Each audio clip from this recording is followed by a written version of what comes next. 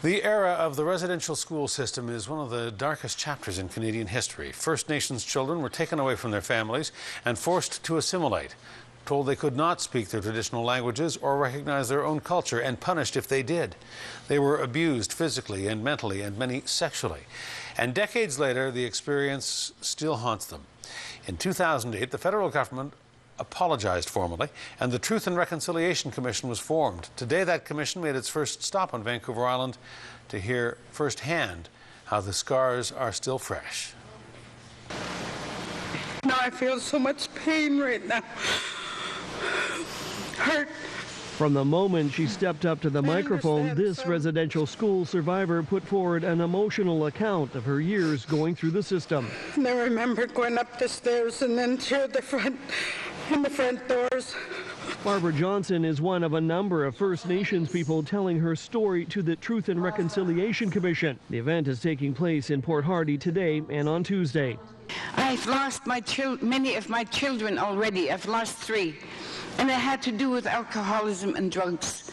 And they were residential school victims also. The Port Hardy visit is the first in a series of BC stops the Commission is making while traveling across Canada. They're listening to stories from many of the 150,000 students believed to have gone through the experience. Can you imagine how your heart hurts when your child is taken from you?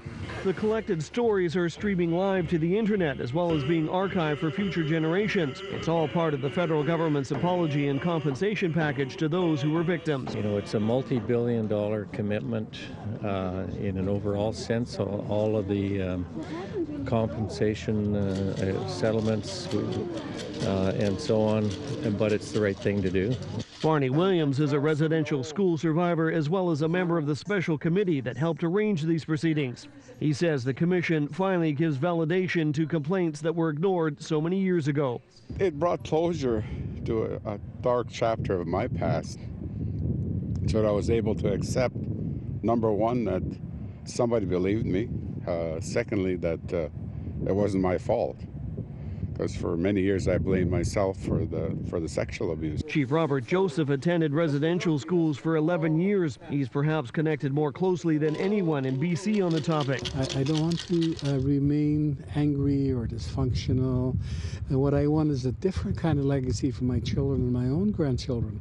So I'm spending all of my energy and doing anything in my power to promote healing and reconciliation, which I think is the basis for all of that. The commission continues in Port Hardy tomorrow before moving to Campbell River on March 1st and 2nd, and to Port Alberni and Duncan later in the month. Gord Kurbis, CTV News, Port Hardy.